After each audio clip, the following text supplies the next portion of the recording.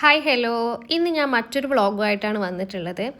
നമ്മുടെ ഗാഡർവാര ഇവിടെ വലിയൊരു ശിവൻ്റെ ക്ഷേത്രമുണ്ട്. അതിൻ്റെ പേര് ഡമരുഘാട്ടി എന്നാണ്. അപ്പോൾ അവിടത്തേക്ക് ഞങ്ങൾ പോവായിരുന്നേ. പോകുന്ന വഴി ഇതാ കുതിരവണ്ടിയും പിന്നെ സൂര്യാസ്തമയവും കൃഷിയും പാടവും പറമ്പും വയലും അങ്ങനെ എല്ലാം കണ്ടിട്ടുള്ളൊരു അടിപൊളി ഡ്രൈവായിരുന്നു കേട്ടോ. അങ്ങനെ ഞങ്ങളിതാ ഗാഡർവാര ടൗണിലോട്ട് കടക്കുകയാണ്.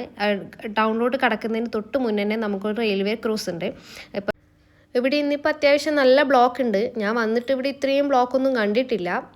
ട്രെയിൻ നിർത്തിയിട്ടിട്ട് കാണുന്നില്ലേ.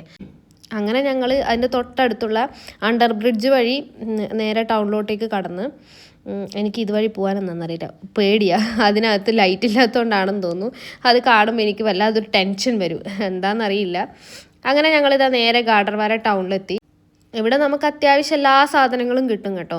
നാട്ടിലേ ഒന്നും കിട്ടത്തില്ല. കേരള സ്റ്റോറോ കാര്യങ്ങളോ അങ്ങനെയൊന്നും ഈ ഗാഡർവാര ടൗണിലില്ല. അങ്ങനെ ഞങ്ങൾ നർമ്മദ നദിയൊക്കെ കണ്ട് അമ്പലത്തിലോട്ട് പോയിക്കൊണ്ടിരിക്കുകയാണ്. അത്യാവശ്യം നല്ല ഇരുടായി തുടങ്ങിയിട്ടുണ്ട്. പക്ഷെ സമയം ഏകദേശം ഒരു 5:30 ആവുന്നേ ഉള്ളൂ. അങ്ങനെ ഞങ്ങളിതാ നേരെ അമ്പലത്തിലോട്ട് എത്തി. ഇതാ ഈ കാണുന്നതാണ് കേട്ടോ അമ്പലം. ഞങ്ങൾ വണ്ടിയൊക്കെ പാർക്ക് ചെയ്ത് നേരെ അമ്പലത്തിലോട്ട് കയറുവാണ്. ഇതൊക്കെ കയറുന്ന വഴിയിൽ തന്നെ ഒരുപാട് സാധനങ്ങൾ വിൽക്കാൻ വേണ്ടി വെച്ചേക്കുന്നുണ്ട്. അപ്പം അതൊക്കെ ഒന്ന് കണ്ടു നോക്കി നേരെ ചെരുപ്പഴിച്ച് ഷൂ റാക്കിനകത്തൊക്കെ വെച്ചു. സേഫാക്കി വെക്കണം, ഇല്ല തിരിച്ചു വരുമ്പം കിട്ടത്തില്ല. അങ്ങനെ ഞങ്ങൾ പൂജയ്ക്കുള്ള സാധനങ്ങളൊക്കെ വാങ്ങിച്ചു നേരെ അമ്പലത്തിലോട്ട് കയറി.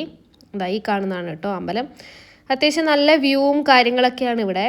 ഇച്ചിരി കൂടി വെളിച്ചത്തി വരണമായിരുന്നു, എന്നാൽ കുറച്ച് ഫോട്ടോസൊക്കെ നല്ല വൃത്തിക്ക് തന്നെ എടുക്കാൻ പറ്റുമായിരുന്നു. ഇപ്പോൾ ഇവിടെ എത്തിയപ്പോഴത്തേനും നല്ല ഇരുട്ട് വന്നു തുടങ്ങി. ഇവിടെ ശിവഭഗവാന്റെ വലിയൊരു സ്റ്റാച്യു ഉണ്ട്. അപ്പോൾ ഇതാണ് ഇവിടുത്തെ ഏറ്റവും ഹൈലൈറ്റ് എന്ന് പറയുന്നതും. ഞായറാഴ്ച ആയതുകൊണ്ടാണെന്ന് തോന്നുന്നു അത്യാവശ്യം നല്ല തിരക്കും കാര്യങ്ങളൊക്കെ ഉണ്ടായിരുന്നു കേട്ടോ. ഞാനിവിടെ 2 തവണ വന്നിട്ടുണ്ട്. ഒരു തവണ എൻ്റെ നെയ്ബറിൻ്റെ കൂടെ രാത്രി ആയപ്പോഴാണ് വന്നത്, 7:30 കഴിഞ്ഞപ്പോൾ. പിന്നെ ഒരു തവണ വന്നത് ശിവരാത്രിയുടെ സമയത്തായിരുന്നു. അന്ന് നല്ല തിരക്കായിരുന്നു. പിന്നെ മര്യാദയ്ക്കൊന്നും തൊഴാൻ പോലും പറ്റിയിട്ടില്ല. അത് കഴിഞ്ഞിട്ടാണ് ഞാൻ ഇപ്പോഴാണ് പിന്നെ വരുന്നത്. ശിവഭഗവാന്റെ നേരെ താഴെ തന്നെ നന്ദി ഇരിപ്പുണ്ട്. അവിടെ നിന്നാണ് എല്ലാവരും ഫോട്ടോസും കാര്യങ്ങളൊക്കെ എടുക്കുന്നത്. അങ്ങനെ ഞങ്ങൾ നേരെ താഴെ ഇറങ്ങി. അമ്പലത്തിൻ്റെ ഫുൾ വ്യൂ എന്ന് പറയുന്നത് ഇതാണ്. നല്ല രസമായിരുന്നു കാണാൻ വേണ്ടി. ഇവിടെ എത്തുമ്പോൾ എന്താണെന്നറിയില്ല, ഭയങ്കര പീസ്ഫുള്ളാണ്. മൈൻഡൊക്കെ ഒന്ന് കാമായി ഒന്ന് സെറ്റായി കിട്ടും. എനിക്കെന്തോ ഭയങ്കര ഇഷ്ടമാണ് ഇവിടെ വരാനും ഒക്കെ. ഈ കാണുന്ന മണിയുണ്ടല്ലോ, കൈകൊണ്ട് ഒറ്റ തവണ അടിച്ച് സൗണ്ട് ആക്കണം. പക്ഷേ എന്നെ സംബന്ധിച്ച് എനിക്ക് പറ്റത്തില്ല. അത് നല്ല ഹൈറ്റിലായിരുന്നു. ഞാനിട്ട് ചാടി അടിച്ച്.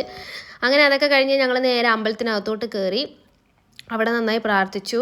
പിന്നെ ഇതാണ് അമ്പലത്തിൻ്റെ വ്യൂ എന്ന് പറയുന്നത്. നോർത്ത് ഇന്ത്യയിലെ അമ്പലം ആയതുകൊണ്ട് തന്നെ ഇവിടെ പൂജാരിയും കാര്യങ്ങളൊന്നുമില്ല. പൂജയൊക്കെ ചെയ്യുന്നത് ഞങ്ങളൊക്കെ തന്നെയാണ്. അങ്ങനെ പ്രാർത്ഥിച്ച് നേരെ അമ്പലത്തിൻ്റെ പുറകുവശം വഴി താഴോട്ടിറങ്ങി.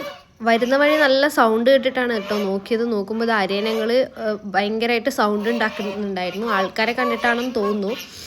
പിന്നെ അങ്ങനെ അതൊക്കെ കണ്ടു. പിന്നെ അമ്പലത്തിൻ്റെ മറ്റൊരു പ്രത്യേകത എന്ന് പറഞ്ഞത് ശിവഭഗവാന്റെ ഓരോ സ്റ്റോറീസും ചെറിയ ചെറിയ ചിത്രങ്ങളാക്കി ചുമരിൽ പതിപ്പിച്ചിട്ടുണ്ടായിരുന്നു. അതൊക്കെ കണ്ട് ആസ്വദിച്ച് അതിന് തൊട്ടിപ്പുറത്ത് തന്നെ നമുക്ക് കാളിയമർദ്ദനത്തിലുള്ള കൃഷ്ണനെയും കൂടി കാണാൻ പറ്റും. പകൽ സമയം മൊത്തവും അരയനങ്ങൾ ചെലവഴിക്കുന്നത് ഈ ഒരു കുളത്തിലും കൂടിയാണ് കേട്ടോ. പിന്നെ അങ്ങനെ ഞങ്ങൾ നേരെ താഴോട്ടിറങ്ങി. നേരത്തെ കണ്ടുവച്ച കടയിലോട്ട് ലക്ഷ്യസ്ഥാനമാക്കി നേരെ പുറപ്പെട്ട് വന്നിട്ടുണ്ട്. അത്യാവശ്യം കുറേ മോതിരങ്ങളും കാലിലിടുന്ന മിഞ്ചിയും തളകളും രുദ്രാക്ഷവും തുളസിമാലയും അങ്ങനെയൊക്കെയുള്ള കുറേ സാധനങ്ങളായിരുന്നു കേട്ടോ വിൽക്കാൻ വേണ്ടി അവിടെ വെച്ചിട്ടുണ്ടായിരുന്നത്. അങ്ങനെ ഓരോ സാധനങ്ങളുടെ വിലയൊക്കെ ചോദിച്ചറിഞ്ഞ് ഓരോന്ന് എടുത്ത് പരിശോധിച്ച് വാങ്ങാൻ വേണ്ടിയിട്ടുള്ള തയ്യാറെടുപ്പിലാണ്. അങ്ങനെ ഞാൻ ഫസ്റ്റ് തന്നെ ഈ ഒരു ശംഖിൻ്റെ ഒരു മാല കണ്ടപ്പോൾ അതങ്ങ് വാങ്ങിച്ചു. അച്ചുവേട്ടന് തുളസിമാല വാങ്ങിക്കണോ രുദ്രാക്ഷം വാങ്ങിക്കണോ എന്നുള്ള കൺഫ്യൂഷനിലാണ്.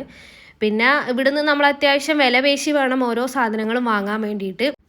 അങ്ങനെ ഏതെടുക്കണം എന്നൊക്കെയുള്ള കൺഫ്യൂഷൻ്റെ ഒടുവിൽ ഇത് രണ്ടും കൂടി ഞങ്ങൾ അങ്ങോട്ട് വാങ്ങിച്ചു. പിന്നെ അതിൻ്റെ കൂട്ടത്തിൽ തന്നെ ഒരു തുളസിമാലയും കൂടി വാങ്ങി. അപ്പം നമുക്ക് അടുത്ത വിശേഷമായിട്ട് മറ്റൊരു വ്ളോഗിൽ കാണാം. ബൈ.